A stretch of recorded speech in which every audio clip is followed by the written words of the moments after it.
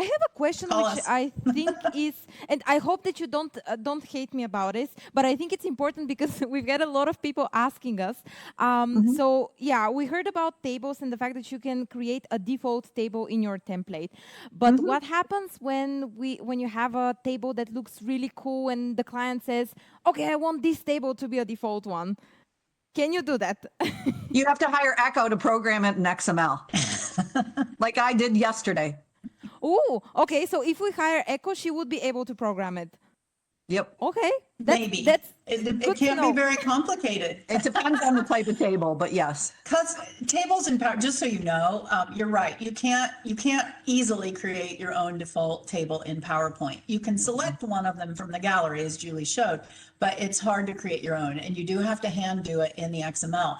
But PowerPoint's tables are pretty limited, so you can't get super sophisticated with them. Just even if you hand do them, just Yeah. putting it out there. Absolutely. And what about charts? Can you create a default chart in your template?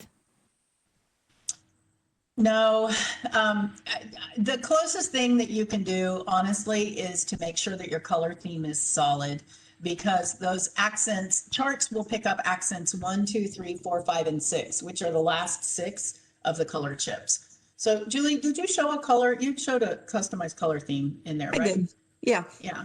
Do you want to talk about where the accent? So those accent colors, that's why we say you really have to test it out. When you're deciding what colors to put in your template and in your color theme, try it out on charts, try it out on tables, try it out on different kinds of charts with multiple series. And then if you want to do monochromatic, if you really, like the sample slides that I showed that were in that cool color palette, that client really didn't want their charts to use the hot accent colors that were in the palette. So you include guidance, include sample slides that show people how to choose monochromatic charts, what colors are okay to use for multi-series column charts. Okay, Yeah, the closest you're going to get. Oh, sorry. Sorry, Go ahead. Go ahead, Echo. I was just going to say, I was thinking about while Julie was talking about that, the closest you're going to get to being able to create default chart styles is to create chart templates and distribute those to your users, but it's still not a perfect solution. Yep. Oh wow, a few questions just came in. So is there a possibility to create organization charts as templates? That's an interesting one. I tell you what we typically would do is we would include a few on sample slides that suited the needs for that particular company.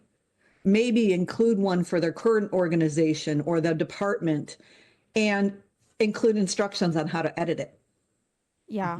So it's guidance, include an example so people know what to see, but no, you really can't, you can't create a Yeah, org charts are based on SmartArt, and SmartArt is even harder to do than like a default table or chart templates and things. Some people know how to edit SmartArt.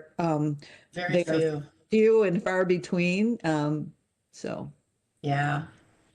I think I know one, two, maybe. Yeah. Yeah.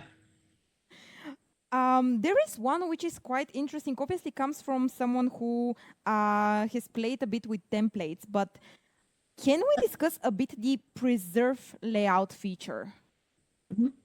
Go ahead, Echo. Well, preserve layout, we used to suggest that people check the preserve layout option. What happens is if you have multiple masters in a file and you don't have any slides based on one of those masters, the master will go away if there's no slides based on it in certain situations. And so that's why you would use that preserve master button, is so that it would never go away. What happens though is when you start copy pasting from deck to deck and doing keep source formatting and all of that, you might end up taking along a whole bunch of extra masters and things that you don't necessarily intend to. Right. So even more than you do now. We've actually changed our stance on multiple masters over the years, and we really prefer to build everything under one master now, so we don't need that preserve master button. They're just too, multiple masters are just super confusing for our clients. And so they automatically reach for keep source formatting. And then you have, you get hundreds of slide masters and layouts in your file. It's a mess. Yeah. I think the preserve master. Yeah. Sorry, go ahead. We've seen this one. We've seen this one happen, and I think it's quite frustrating also for the users. So definitely an important one. There was a question, and you mentioned that when you're creating a template, you're saving it as a POTX file. But should the client get only the POTX file, or they should get also maybe a PPTX file? What do you do in your? I am so glad you asked that. Oh, I'm going to interrupt. I'm so sorry. I was so excited you asked that. I jumped in. I am so glad to hear yes, because that's confusing for people. You want to save as POTX once, at least once, while you're developing your template. But when you are giving it to your client, you can give them a POTX or a PPTX. It doesn't matter. So you're saving as POTX once to get rid of the variants. That's the most important thing. And after that, you can do whatever you want.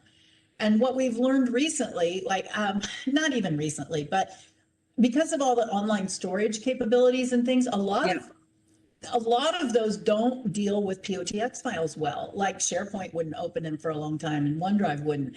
Dropbox sometimes in Box, and all of them. So they all handle it differently. So if you know that your client is using those extensively, you might want to give them a PPTX instead of a POTX. Brand Central. I had a client call me and say, Brand Central doesn't handle POTX. Can we change over to PPTX? So you can give your client whatever you want. Wow. Okay. I personally didn't know that, so that's a really nice insight. I'll make sure I write that one down. So glad I asked that. What do you typically do if the organization speaks multiple languages? And when it comes to templates, because for example, I've seen some templates that are in a language that is it's neither English nor, for example, Bulgarian. It's just a different language. So what do you do in these cases? Is there a way to create a multilingual template? Go ahead, Echo. Julie, that's your bailiwick. That's the only reason why I'm deferring to you on this. All right. I just feel like I'm doing all the talking here. That's okay. You do the technical stuff so well. Okay, thank you. The language thing. So what I do when I finalize a template is on the back end, and let me start over. PowerPoint uses your keyboard settings to determine what language everything on your slides is. So I'm using a US English keyboard, so everything I create is labeled US English. If my client is in Great Britain, everything I get from them under the hood, it's labeled English Great Britain, UK English, or whatever it is in code. GB is what they call it, Great British English. If they're using, I don't know, we had a client using Chinese recently, and so under the hood, it's labeled as a Chinese language and all that. So when I go through the template and finalize under the hood at the template level, I strip out all the language settings. So there are no language settings on the placeholders when they create slides and things like that. And so what will happen is it will pick up whatever keyboard language they're typing in. I need to clarify that. Yeah. You do that with XML. This is not something you can do in the interface at all. Right. It has to be done via XML coding.